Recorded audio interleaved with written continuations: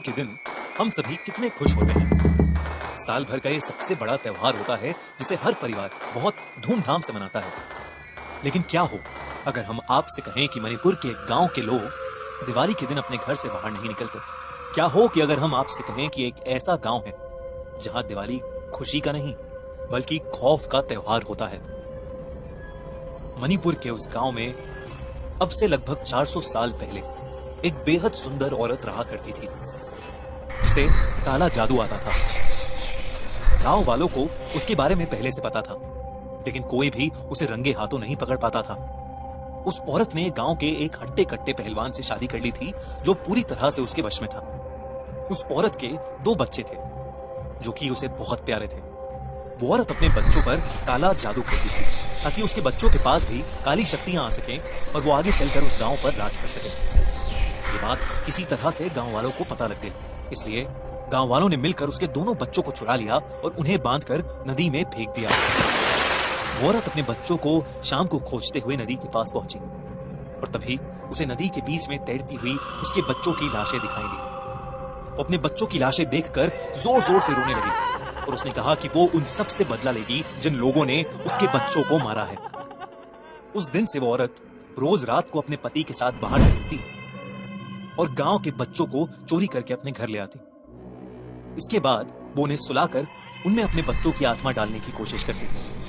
उसका जादू अभी इतना भी मजबूत नहीं था कि वो किसी मरे हुए इंसान को जिंदा कर सके, इसीलिए बहुत बार वो अपने बच्चों की आत्मा को दूसरे बच्चों के शरीर में डालने में नाकामयाब हो जाती थी, जिससे उन बच्चों की मौत हो जाती थी। गांव के सारे बच्चे जब एक एक करके गायब होने लगे तो उन गांव वालों को शक हो गया कि जरूर वो औरत ही उन्हें ले जाती होगी। लेकिन दिवाली की रात उन गांव वालों का शक यकीन में बदल गया। उस रात उस औरत के घर से जोर जोर से अजीबोगरीब आवाजें आ रही थी। गांव के कुछ लोगों ने उस डायन के घर के पास जाकर उसके घर में झांकना शुरू कर दिया। उन्होंने देखा कि वो औरत 2 बच्चों को जलती हुई आग के बगल में बांधकर कुछ मंत्र पढ़ रही थी। गांव वालों को जिस मौके का इंतजार था वो उन्हें मिल गया। वो पूरी तैयारी के साथ उसके घर में घुसे और उस औरत को और उसके पति को एक खंबे से बांध दिया। वो औरत चिल्ला चिल्ला के बोल रही थी कि आज वो दिन था जब उसके बच्चे उसे वापस मिल जाते। वो गांव वालों से भीख मांग रही थी कि वो उसे छोड़ दें, लेकिन गांव वालों ने उसकी एक नहीं सुनी। दिवाली का दिन था तो गांव वालों ने सोचा कि वो उस डायन को पटाखों से जलाकर मार देंगे। उन लोगों ने उसे और उसके पति को पटाखों से लपेट दिया और उन पटाखों में आग लगा दी। पटाखे जोर जोर से बजने लगे और उन दोनों के कपड़ों ने आग पकड़ ली। उसका पति वहीं जलकर राख हो गया। लेकिन डरने की बात यह थी कि अब वो औरत चिल्ला नहीं रही थी।